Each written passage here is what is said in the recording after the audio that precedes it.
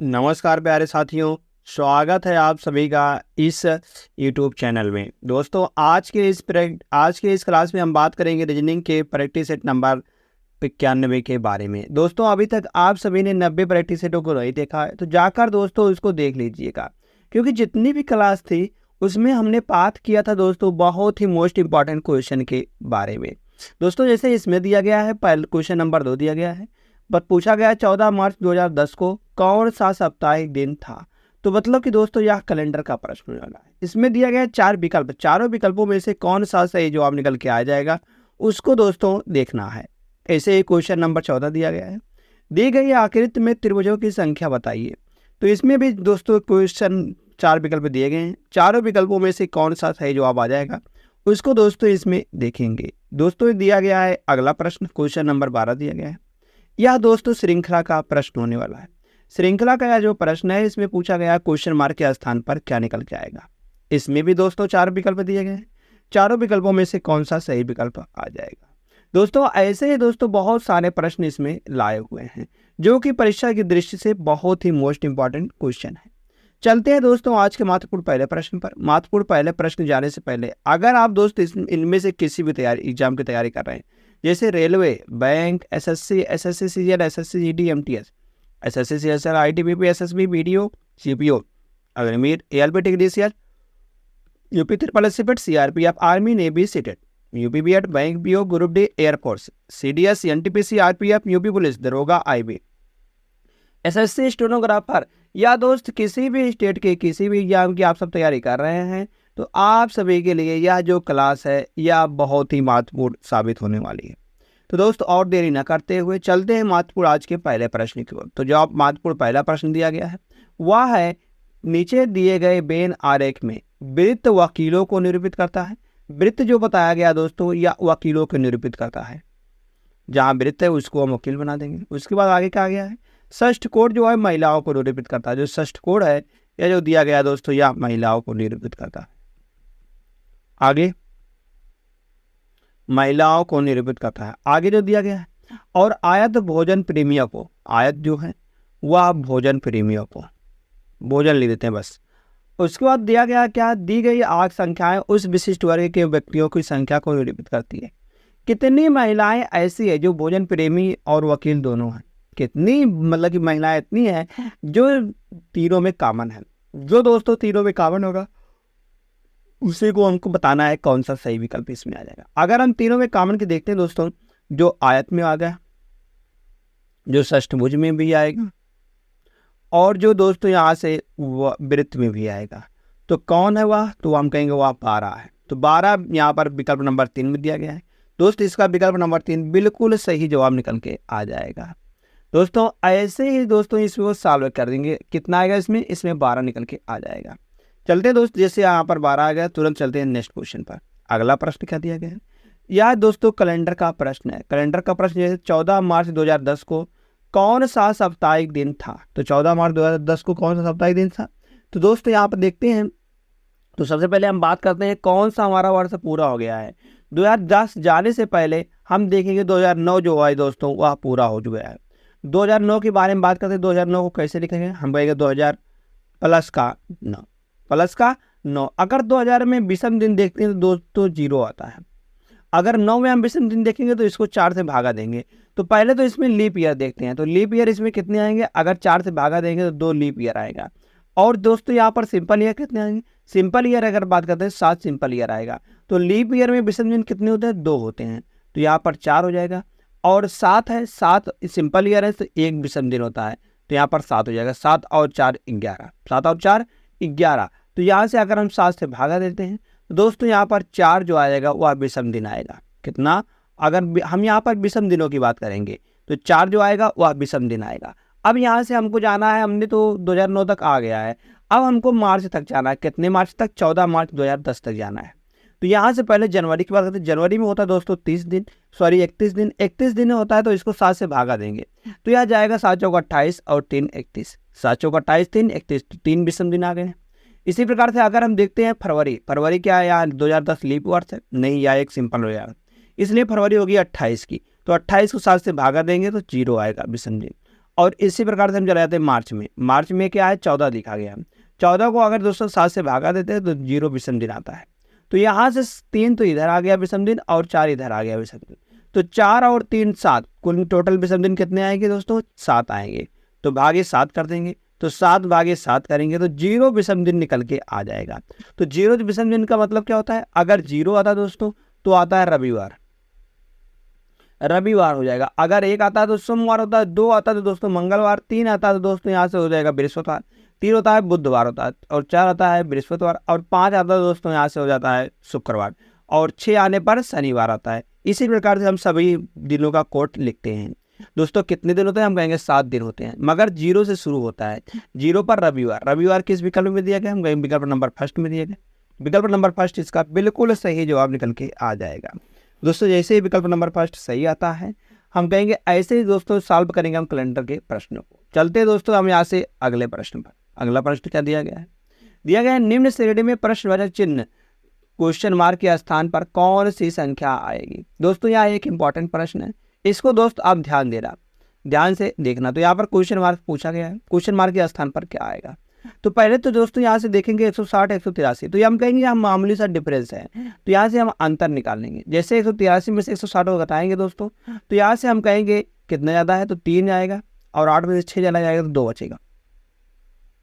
तो यहाँ से 23 ज़्यादा है, हम कहेंगे 160 में अगर 23 जोड़ेंगे तो 183 निकल के आ जाएगा। तो ऐसे ही यहाँ से देखेंगे हम, अगर हम देखते हैं 83 से 213 कैसे बनाया जाए, मतलब 83 से 113 कैसे बनाया गया, तो हम कहेंगे अगर हम इसमें से इसको घटाते हैं तो यहाँ से 3 में से 3 चला जाएगा 0 बचेगा, और 11 में से 8 जाएगा तो 8 3 11, 8 3 11, तो 3 बच जाएगा। ऐसे दोस्तों यहाँ से देखते हैं तो 213 से 252 कैसे बनाएगा, अगर हम इसमें से इसको घटाएंगे तो दोस्तों यहाँ पर बचेगा 12, 12 में से 3 गया 9, और यहाँ बच गया दोस्तों 4, 4 में से अगर 1 गया तो 3 बचेगा 39 हो जाएगा।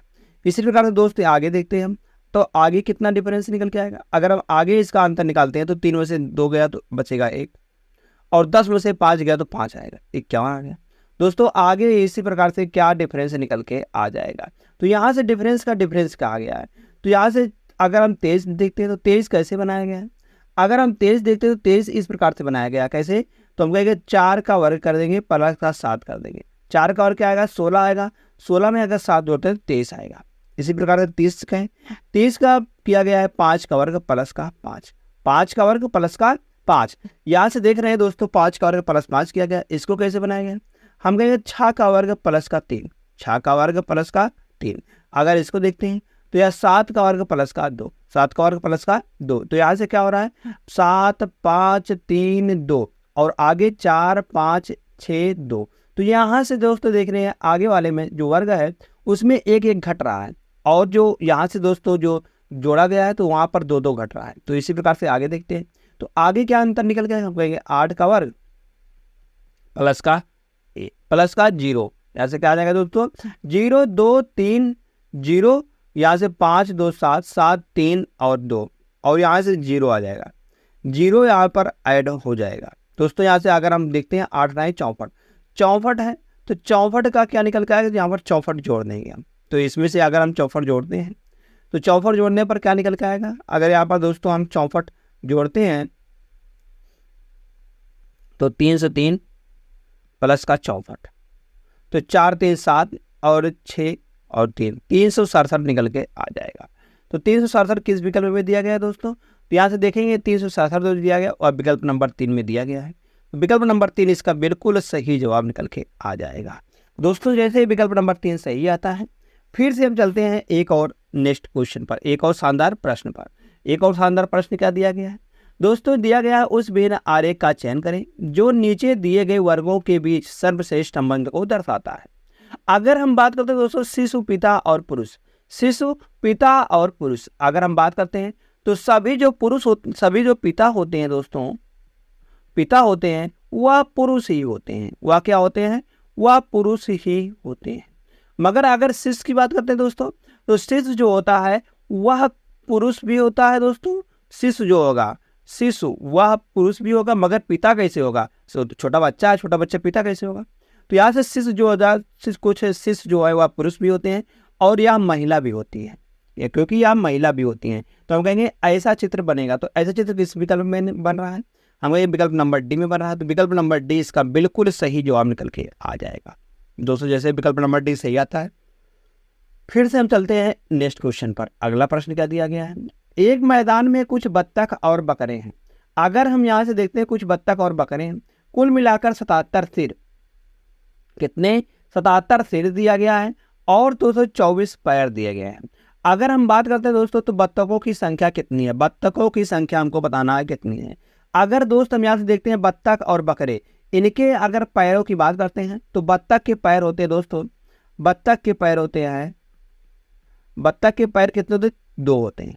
और बकरे के दोस्तों 4 पैर होते हैं। तो यहाँ से पूछा गया है 2 पैर वाले को, 2 पैर वालों को पूछा गया है। तो कितने थे यहाँ पर हम देख रहे हैं, तो पैरों की संख्या तो 274 दी गई, 224 दी गई। हम मान के चल रहे हैं टोटल जो थे बकरे ही थे, टोटल बकरे तो 77 सिर थे। तो 77 गुणे अगर हम 4 करेंगे तो यहाँ से 7 चौक 28, 7 चौक 28 और 2 30 निकल के आ जाएगा। 308 दोस्तों यहाँ पर पैर निकल के आ रहा है, मगर पैरों की संख्या तो 224 दिया गया है। जो यहाँ से अंतर निकल के आ रहा है, यहाँ से अगर हम इन दोनों का अंतर देखते हैं, पैरों का और पैरों का अंतर देखते हैं, तो यहाँ से देखेंगे 4 और 8 में से 4 जाएगा तो 4 बचेगा, और 10 में से अगर 2 जाएगा दोस्तों, 10 में से अगर 2 जाएगा तो 8 बचेगा। क्या बचेगा दोस्तों? 8 बचेगा। तो 84 का यहाँ पर अंतर आ रहा है। 84 का अंतर किससे आ रहा है? तो हम कहेंगे यहाँ पर मैंने टोटल सिर मान लिए, टोटल बकरे मान लिए हैं। तो अब 84 है, तो यहाँ पर हमको निकालना है कि जो डिफरेंस यहाँ निकल के आ रहा है या तो बत्तख का आ रहा है। बत्तख के कितने पैर होते हैं? तो हम कहेंगे बत्तख के 2 पैर होते हैं, तो 2 से इसको भाग देंगे। तो यहाँ से 2 से अगर भाग देंगे तो यहाँ बत्तखों की संख्या निकल के आ जाएगी। कितना आएगी? 42, 42 द्वारा 84। तो यहाँ पर हम देखेंगे दोस्तों बत्तख कितने हैं? 42 बत्तख हैं। तो 42 विकल्प नंबर ए में दिया गया है दोस्तों। विकल्प नंबर ए यहाँ से बिल्कुल सही हो जाएगा। जब 42 बत्तख आ गए हैं तो कुल मिलाकर सिर जो थे 77 थे। तो अगर हम 77 में से 42 को घटा देंगे, 77 में से 42 को घटा देंगे, 7 में से 2 जाएगा 5 और 7 में से 4 35 जो आ जाएगा दोस्तों, वह बकरे की संख्या आ जाएगी। या बकरे की संख्या है और या बत्तखों की संख्या है। आशा करते हैं दोस्तों आप सभी को यह प्रश्न अच्छी तरीके से समझ में आया होगा। अगर दोस्त समझ में आया तो चलते हैं यहाँ से हम अगले प्रश्न पर। अगला प्रश्न क्या दिया गया है? दिया गया है एक 15 सेंटीमीटर भुजा वाले घन को 3 सेंटीमीटर भुजा वाले छोटे घनों में विभाजित किया जाता है। तो इस प्रकार कितने घन प्राप्त होंगे? अगर हम दोस्तों यहाँ से घनों की संख्या निकालते हैं तो पहले हम दोस्तों यहाँ से इसको भाग दे देते हैं। 15/3 है, इसको हम देते हैं तो यहाँ से 5 आता है, 5 सेंटीमीटर आता है। मगर अगर यहाँ पर घन बात किया गया है, छोटे घन है, तो घन है तो इसका हम क्यूब निकाल देंगे या इसका घन निकाल देंगे। तो 5 गुणे 5 गुणे 5 कर देंगे यहाँ से। तो 5 गुणे 5 गुणे 5 करेंगे तो 50 25 पंचे 125, 125 निकल के आ जाएगा। 125 सेंटीमीटर, 125 घन यहाँ से प्राप्त होंगे। कितने घन प्राप्त होंगे दोस्तों? हम कहेंगे 125 घन प्राप्त होंगे। विकल्प नंबर बी बिल्कुल सही जवाब निकल के आ जाएगा। विकल्प नंबर बी बिल्कुल सही जवाब दोस्तों यहाँ से निकल के आने वाला है, जिससे विकल्प नंबर बी सही आता है।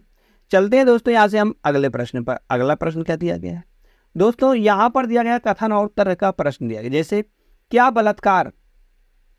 बलात्कार और यौन उत्पीड़न की बढ़ती हुई घटनाओं के कारण महिलाओं को रात को अकेले यात्रा नहीं करने की सलाह दी जानी चाहिए? नहीं करने की सलाह दी जानी चाहिए। तो कहते हैं तर्क फर्स्ट दिया गया नहीं, इसके बजाय सरकार को ऐसी घटनाओं के नियंत्रण के उपाय करने चाहिए। या तो बिल्कुल सही है दोस्तों, जो विकल्प नंबर फर्स्ट दिया गया है यह बिल्कुल सही है, क्योंकि अगर सरकार यहाँ पर योजनाओं को अगर मतलब कि घटनाओं को नियंत्रण पाने उपाय करेगी दोस्तों, इससे महिलाओं को रात में निकलने में असुविधा नहीं होगी। तो सेकंड क्या दिया गया? हाँ, पुलिस विभाग के लिए भी ऐसी घटनाओं पर नियंत्रण रखना मुश्किल है। बिल्कुल गलत है। पुलिस के लिए दोस्तों कुछ भी मुश्किल नहीं है, पुलिस के लिए कुछ भी नामुमकिन नहीं है। तो यहाँ से तर्क कौन सा सही होता है? तर्क केवल और केवल फर्स्ट सही होता है। तो दोस्तों यहाँ पर तर्क फर्स्ट सही आता है। तुरंत चलते हैं यहाँ से हम अगले प्रश्न पर। अगला प्रश्न क्या दिया गया?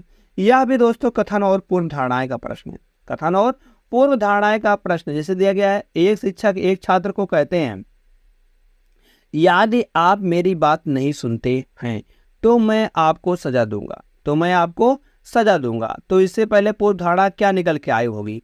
तो जो पूर्व धारणा निकल के आएगी फर्स्ट देखते हैं। चेतावनी के बाद छात्र शिक्षक की बातों पर ध्यान दे सकता है। चेतावनी के बाद शिक्षक जो है मतलब कि छात्र जो है शिक्षक की बातों पर ध्यान नहीं सकता है। बिल्कुल सही है या बिल्कुल सही है। अगर सेकंड देखते हैं तो सजा छात्रों को अनुशासित करने का सबसे अच्छा तरीका है। सजा जो है, क्या सजा से दोस्तों छात्रों को अनुशासित किया जाता है? नहीं, बिल्कुल गलत है, यह बिल्कुल गलत है। अगर आप कहो कि आपको छात्रों को मतलब कि छात्रों को अनुशासित करने के लिए जो है तो सजा देनी चाहिए, तो यह बिल्कुल गलत जवाब है।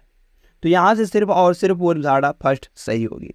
दोस्तों जैसे पूर्व धारणा फर्स्ट सही होती है, चलते हैं नेक्स्ट क्वेश्चन पर। नेक्स्ट क्वेश्चन क्या दिया गया है?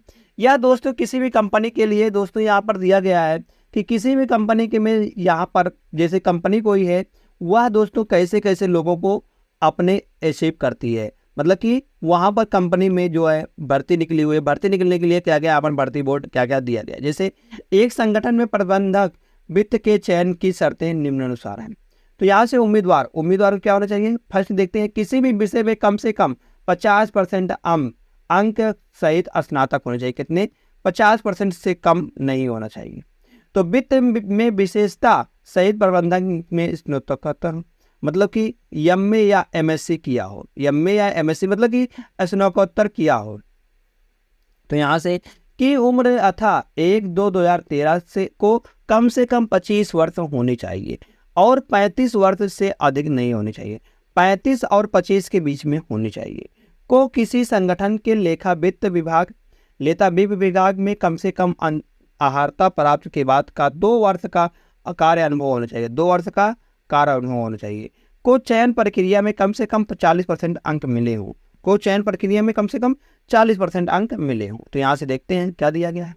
ऐसे उम्मीदवार के मामले में जो भी मानदंड पूरे करता है सिवाय किसके, ए वाला दिया गया है के, मतलब थर्ड वाले में के, किंतु उसने बतौर उप प्रबंधक वित्त किसी संगठन से कम 3 वर्ष कार्य किया हो, तो उसका मामला महाप्रबंधक वित्त के पास भेजा जाना चाहिए। उपरोक्त क्या दिया है? 5 वाला, किंतु उसे स्नातकोत्तर स्तर पर कम से कम 70% अंक प्राप्त अंक मिले हैं, तो उसका मामला प्रेसिडेंट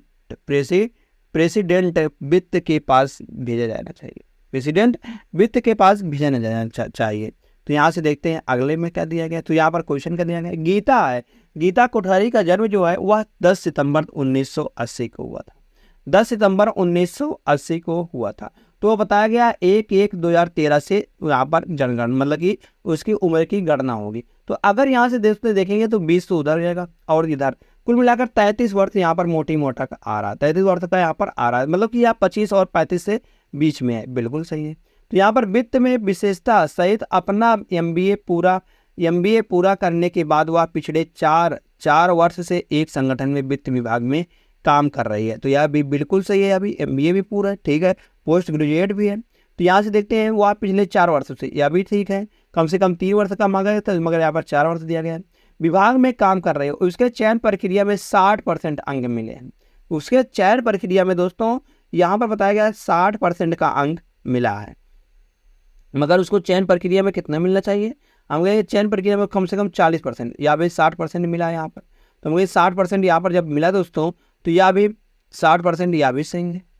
मगर आगे जो दिया गया है दोस्तों, यानी डाटा निकालने के लिए मतलब हम कहेंगे यहाँ पर जो दिया गया है पहला वाला, मतलब कि इसके बारे में तो नहीं बताया गया है, मतलब कि स्नातकोत्तर है कि होना चाहिए, और यहाँ से किसी लेखा विभाग से कम 2 वर्ष का, ये भी सही है। और यहाँ से वित्त में विशेषता सहित प्रबंधन में स्नातकोत्तर, या किसी भी विषय में कम से कम 50% अंक सहित स्नातक के बारे में दोस्तों यहाँ पर दिया नहीं गया है।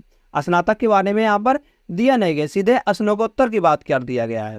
तो यहाँ से हम कहेंगे डाटा अपर्याप्त है। डाटा क्या दिया गया है? डाटा यहाँ पर याद दिया गया है, डाटा अब निर्णय लेने के लिए पर्याप्त नहीं है। तो बिल्कुल सही है, क्योंकि यहाँ से दोस्तों उसका स्नातकोत्तर मतलब कि उसका जो ग्रेजुएशन है उसके बारे में बताया नहीं गया, और सीधे दोस्तों पोस्ट ग्रेजुएट के बारे में बता दिया गया है। तो यहाँ से हम कहेंगे डाटा अपर्याप्त है। तो विकल्प नंबर बी बिल्कुल सही जवाब निकल के आ जाएगा। जैसे ही दोस्तों विकल्प नंबर बी सही आता है, फिर से हम चलते हैं अगले प्रश्न पर। एक और शानदार प्रश्न है, याद दिया गया दोस्तों, जैसे सिमिलर सेट का प्रश्न है, जैसे इसका संबंध इससे होने वाला है उसी प्रकार से इसमें ढूंढना दोस्तों किसका संबंध इसी प्रकार से ऐसे होने वाला है। दोस्तों यह एक इम्पॉर्टेंट प्रश्न होने वाला, मतलब कि हम कहेंगे यह एक परीक्षा उपयोगी प्रश्न है। जैसे दिया गया है यहाँ पर 14 से 588 कैसे बनाएंगे। अगर हम दोस्तों 14 का वर्ग कर देते हैं, 14 का वर्ग करेंगे तो आता है 196। अगर हम 196 में से 588 आते हैं तो कितनी बार जाएगा।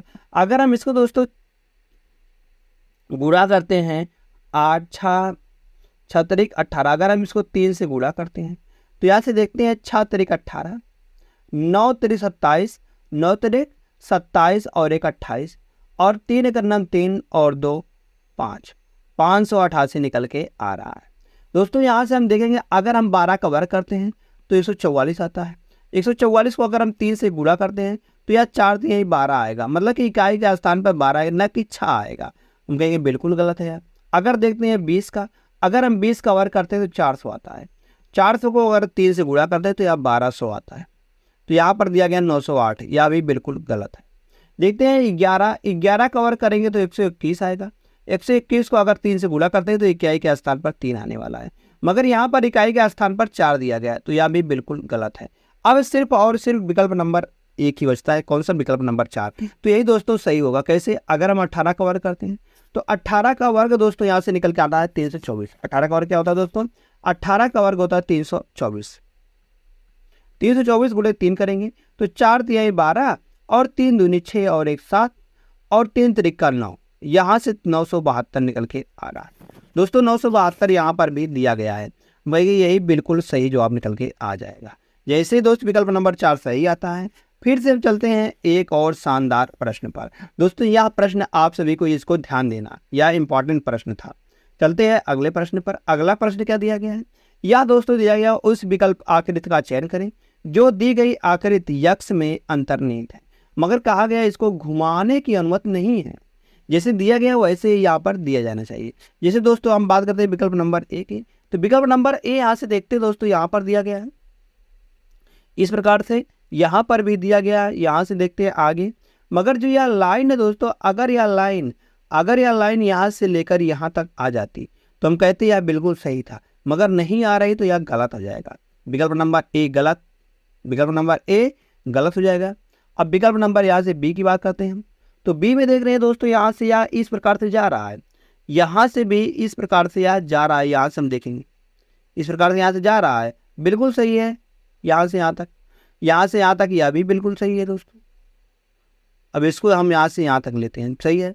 अब ऊपर से जो यह लाइन थी, यह लाइन यहाँ पर नहीं दी गई, मतलब कि यह जो लाइन है यह लाइन इसमें नहीं दी गई, तो हम कहेंगे यह भी गलत हो जाएगा, यह भी गलत हो जाएगा। तो यहाँ से देखते हैं यह भी गलत जब हो गया। तो अब विकल्प नंबर सी को देखते हैं।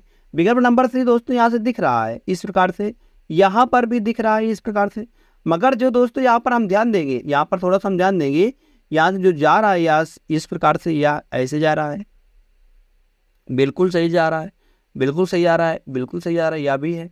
मगर जो दोस्तों यहाँ पर यह बीच वाली जो लाइन है, यह लाइन दोस्तों यहाँ से ऊपर तक जा रही है, ऐसे ही पूरा मिलाया गया है, मगर इसमें तो मिलाया नहीं गया है, तो हम कहेंगे यह भी गलत हो जाएगा, विकल्प नंबर सी भी गलत हो जाएगा।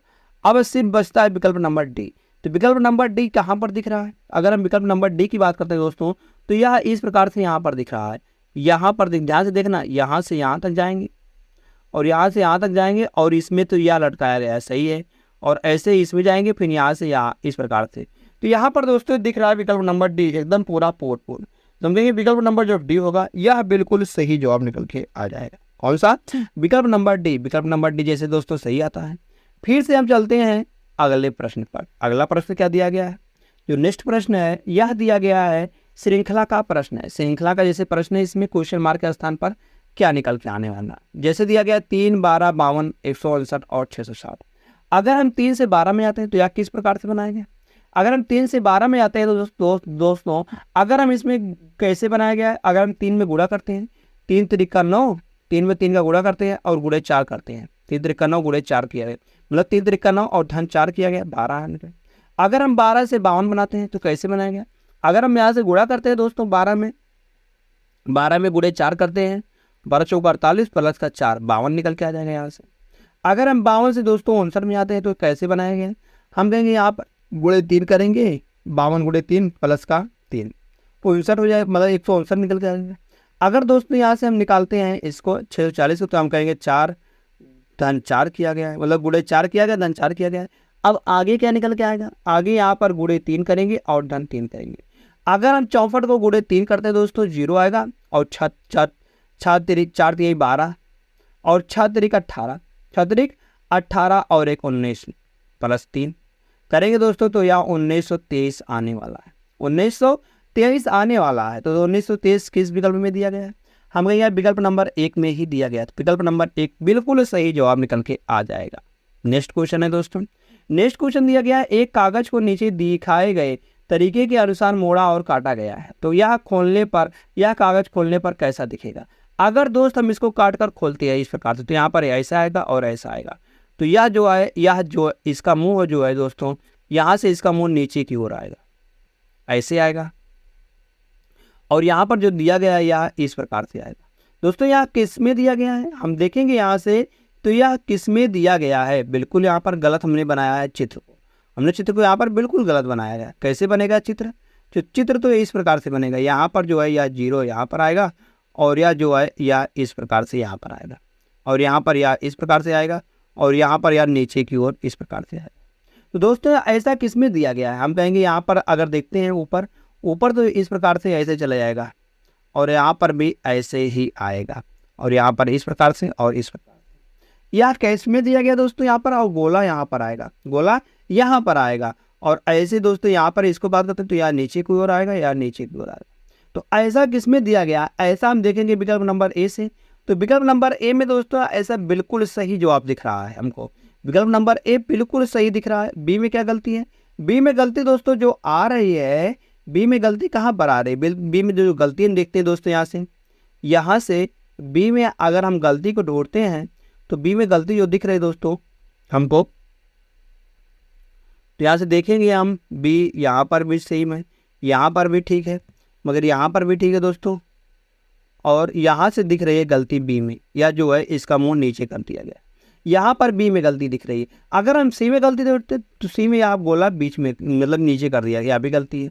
और डी में गलती देते डी में आप जो गोला है बीचों बीच में कर दिया गया, या डी भी गलत हो जाएगा। जैसे दोस्तों ये सही आता है। नेक्स्ट क्वेश्चन चलते हैं, क्वेश्चन नंबर नेक्स्ट है, कहा गया दी गई आकृति में त्रिभुजों की संख्या हमको निकाल के बताना है। दोस्तों अगर कहीं पर इस प्रकार की आकृति आती है, इस प्रकार की आकृति दी गई है, अगर हम इसको ऐसे बांटते हैं यहाँ से, तो यहाँ से फिर से इसको बांटते हैं दोस्तों यहाँ से हम, और यहाँ से दिया गया है इस प्रकार से, तो इसमें हम नंबरिंग कर देते हैं 1 2 3 4 5 6, 6 नंबरिंग की है, तो 6 गुणे 2 कर देंगे, तो 6 दूनी 12, 12 तो दोस्तों यहाँ पर त्रिभुज आ जाएंगे। मगर दोस्तों यहाँ पर ऐसे किया गया कुछ इस प्रकार से, यहाँ पर इस प्रकार से कर दिया गया और ऐसे कर दिया गया है, तो यहाँ पर कितने निकल के आएंगे, हम कहेंगे यहाँ से अगर किया गया तो एक तो यह हो जाएगा और एक यह हो जाएगा, 2 हो जाएंगे, और एक यहाँ से जो बड़ा वाला है मतलब यह वाला जो दिया गया है, यह वाला भी नहीं गिने हैं, तो 3 इधर आ जाएंगे, तो 3 इधर भी आएगा क्योंकि सेम टू सेम दोनों तरफ किया गया है। हम कहेंगे 3 3 6, 6 इसमें और जोड़ देंगे, तो यहाँ से देख रहे हैं दोस्तों यहाँ से बन गया है। अब आगे एक और बन रहा है, एक कहाँ पर बन रहा है, एक हमने इसको नहीं गिना था, ये वाला जो पूरा है टोटल इसको नहीं गिना था, तो कुल मिलाकर यहाँ पर एक और बन जाएंगे, तो कितने बन गए हैं, 12 6 18 और 1 19, 19 त्रिभुज इसमें बन जाएंगे। तो 19 किस विकल्प में दिया गया दोस्तों, तो यहाँ से 19 विकल्प नंबर फर्स्ट में दिया गया है, विकल्प नंबर फर्स्ट इसका बिल्कुल सही जवाब आ जाएगा। दोस्तों जैसे ही विकल्प नंबर फर्स्ट सही आता है, फिर से हम चलते हैं एक और शानदार प्रश्न तक। एक और शानदार प्रश्न क्या दिया गया दोस्तों, यहाँ पर यह एक सीरीज का प्रश्न है, सीरीज के प्रश्न में पूछा गया क्वेश्चन मार्क के स्थान पर क्या निकल के आएगा। दोस्तों इसको हम सॉल्व करते हैं। अगर हम जाते हैं 24 में 25 में 1 का डिफरेंस है, यहाँ से 25 में 33 जाते हैं, तो दोस्तों यहाँ पर 8 का डिफरेंस है। अगर 8 33 से 80 में 60 में जाते हैं, तो यहाँ पर दोस्तों 27 का डिफरेंस है। आगे क्या निकल के आएगा, आगे देख रहे हैं यह क्या है, 1 का क्यूब है, 8 2 का क्यूब है, 27 3 का क्यूब है। आगे दोस्तों का आएगा 4 का क्यूब निकल के आएगा, तो 4 का क्यूब क्या होता है, 64 होता है। तो 60 में हम 64 को जोड़ेंगे दोस्तों यहाँ से, तो अगला पद निकल के आ जाएगा, तो 4 आएगा और 6 6 12, 124 निकल के आ रहा है। 124 विकल्प नंबर 2 बिल्कुल सही जवाब आ जाएगा। धन्यवाद दोस्त। अगर आपको यह क्लास अच्छी लगी हो तो आप इसको लाइक कर सकते हैं, अपने दोस्तों के पास शेयर कर सकते हैं, और आप सभी ने अभी तक इस चैनल से जुड़े नहीं है तो आप इसको सब्सक्राइब कर लीजिएगा और बेल आइकन को दबाना ना भूलिएगा, जिससे कि लेटेस्ट वीडियो आने पर आपके पास नोटिफिकेशन पहुंचता रहे। धन्यवाद दोस्त।